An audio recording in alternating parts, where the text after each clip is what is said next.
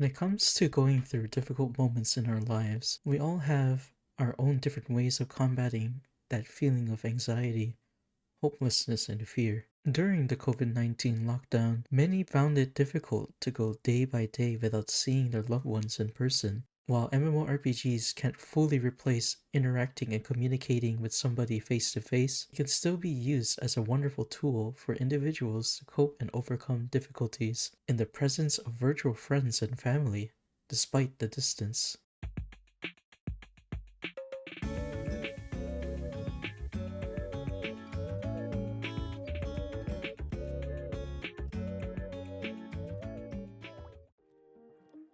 While not acting as a full and complete experience of human interaction as something like physical presence and interaction can provide, MMORPGs can provide someone with a unique experience that is as close as it can be to feeling physically present with someone through an online space. The playstyle that MMORPGs promote is collaborative, promoting collaboration through participation in dungeons, boss fights, and other story-related explorations, all which require at least a handful of people to do successfully. Crafter roles, such as blacksmiths, leatherworks, and weavers in the world of Final Fantasy, serve as in-game jobs that you can level and cultivate in order to create equipment and gear that other players or yourself can benefit from. Most MMORPGs have an in-game marketplace where crafters who dedicate a long period of time can provide these goods for other players and sell it. It can create a relationship between a dungeon diver and a crafter, where the crafter needs dungeon divers in order to gather specific materials for crafting, and the dungeon diver needs the crafter in order to get better and stronger equipment. It almost feels like the jobs in-game feel like actual jobs themselves. You can play like you possess the responsibility to contribute to your own digital society. These responsibilities, even if you choose not to intentionally interact with other players, keep motivation and keep the mind off of the feeling of isolation and loneliness. I think during that time, I didn't really like stream, so I kind of just hung around like the Discord, and we grind, or maybe we're just doing our own thing and we like do our own thing on in game, you know. Also, I found some friends that I did raids with, so that became also a routine, you know, like 3 4 times a week we raid. So yeah, I think it was comforting.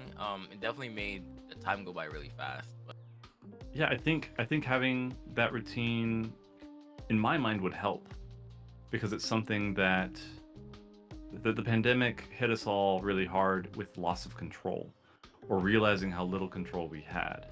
I understand how some people could feel trapped in the scenario, but for games it's a whole new world that's opening up to you, and as if you can get lost in that, then you don't feel stuck. While the responsibilities of these worlds can help empower people and keep them busy away from negative thoughts and events happening outside their windows, it is important to note that the possibility of neglecting personal responsibilities that players have in the real world is quite plausible, which can lead to damaging repercussions that affect both mental, physical, and even social health. Other than responsibilities, however, there is something far greater in this community that helps people process and go through many hardships. In MMORPG games, it is quite common to have players from all around the world logging into the same server. In the guilds that I interact with, there are many members who come from all other countries outside of the US, such as Japan, Brazil, Canada, the Philippines, and even Bangladesh.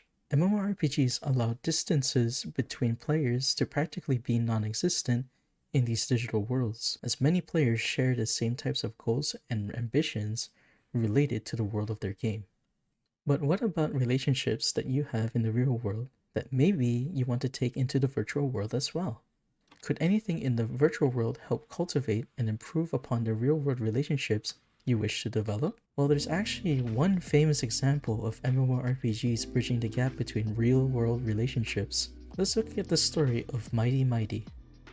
Also known as Maidy, he was a player of Final Fantasy XIV who famously used the game in order to get closer with his father. When his father suddenly retired from his job and refused to discuss the reasoning with his family, Maidy thought that this would be a unique way for him to get closer to his father again, as he became emotionally distant from his father. Maidy believed that this would work since before, during his childhood, His father would bond with him over video games such as Final Fantasy on the original Famicom. His blog, poetically named The Father of Light Project in English, documented his journey to get closer with his father.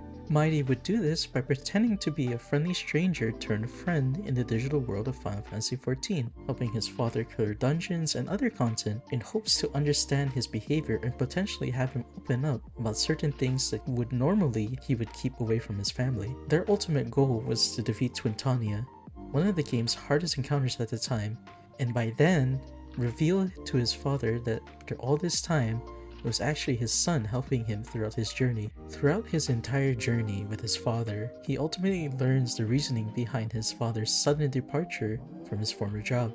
Maidy's dad, unfortunately, was diagnosed with cancer.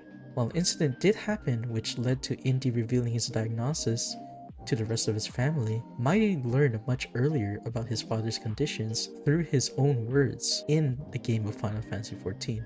Indy saw Maidy as basically like a close friend, somebody that he can trust anything with. This awakened a fire in Maidy, motivating him and the rest of his guild, Giovinezza, to really give it their all and defeat Twintania for the sake of his father. All this time, Maidy felt that reforging the relationship with his father was impossible, that the boundary created by his father was impenetrable. But right there, in that exact moment when he opened up to him, and again when they beat Twintania together, that boundary broke. Maidy's father, thankfully, was able to receive treatment and emergency procedures in order to make him cancer-free. Maidy and Indy's relationship, reforged in the land of Eorzea, serves as an inspirational story that many players still remember fondly and reference frequently. The story even got the attention of the game's director, Naoki Yoshida, as well as a video production group in Japan, in order to create both a movie and Netflix adaptation of his story, further inspiring other people not only to rekindle relationships, but to play Final Fantasy XIV for themselves. Unfortunately, this story does have a sad ending. Maidy was diagnosed with colon cancer, the same cancer that his father suffered with, and was hospitalized until his death on September 6, 2020. An extreme tragedy for all of the lives that he has touched through his blog and his story, as well as his encounters with other players. See, Maidy was actually an incredibly active player of Final Fantasy XIV, even after his diagnosis, as he saw it as a way to keep in contact with his guildmates and his father while undergoing treatments. Maidy was famously known for reaching out to other players or sprouts, helping them with dungeons and other content, while also just generally wanting to hang out with other players.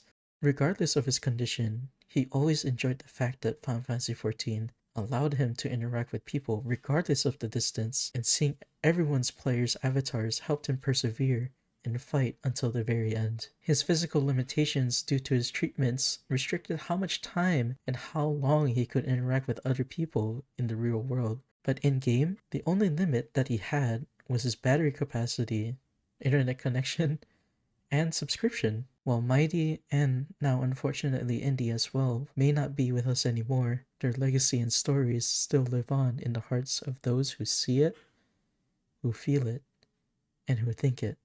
Even for just a moment, to drift away from the worries of the world or the responsibilities that one may have is an incredibly powerful tool that can be used to cope. We may not know what's truly happening in the lives of other players, but one thing is for sure, these virtual worlds, just like how it did for Maidy and Indy, serve as places of comfort, of growth, and of love. For some, it may just be a game, but for others, it's a beacon of light.